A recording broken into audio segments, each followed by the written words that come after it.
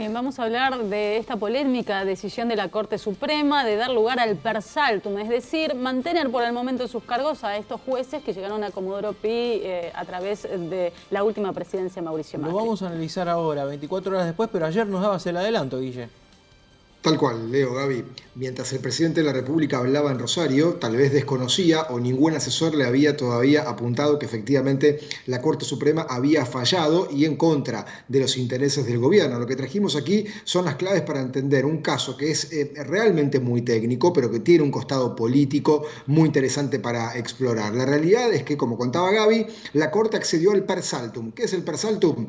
Después de un fallo de primera instancia, una persona involucrada va directamente a la Corte, salta instancias intermedias, cámaras de apelaciones, porque entiende que el caso es de gravedad institucional. Por unanimidad, los 5 jueces de la Corte Suprema, con una disidencia parcial del presidente del tribunal, el doctor Carlos Rosenkrantz, accedieron al planteo de estos 3 camaristas que habían sido trasladados durante la gestión anterior, que el gobierno actual lo impugnó porque planteaba que no había sido con acuerdo del Senado y que por ende ese traslado carecía de legalidad. La realidad es que la Corte Suprema con esta medida tiene efecto suspensivo, no se pronuncia sobre la cuestión de fondo, que probablemente sea en el cortísimo plazo, porque ha intimado al Consejo de la Magistratura para que en 48 horas envíe el expediente, pero sobre la cuestión de fondo no se pronunciaron los Supremos. Digo esto para que nadie cante victoria antes de gloria, pero el fallo claramente tiene un fuerte contenido político, como todo lo que hace la Corte Suprema, que es la cabeza del Poder Judicial. ¿Qué ha dicho la oposición después de conocer este pronunciamiento? Lo ha celebrado,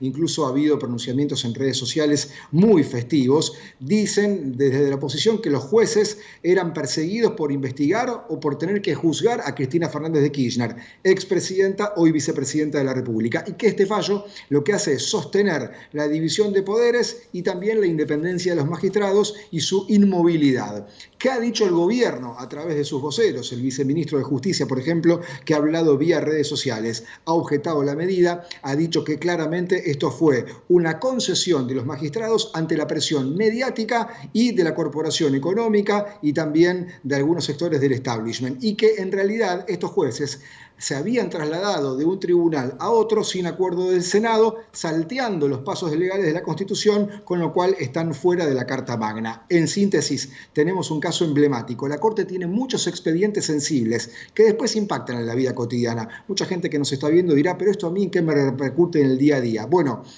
los valores que están en juego, si los jueces son independientes, si son permeables a las presiones del poder político, si la investigación por corrupción de un gobierno anterior se hace con el juez de origen, todo eso es parte de lo que está en discusión, y la próxima batalla es la coparticipación de la Ciudad de Buenos Aires, que el presidente Fernández le recortó parcialmente para beneficiar a Axel Kicillof y financiar los sueldos de la policía bonaerense. Un movimiento político de la Corte Suprema, apenas un movimiento. Veremos cuál es el fallo de fondo.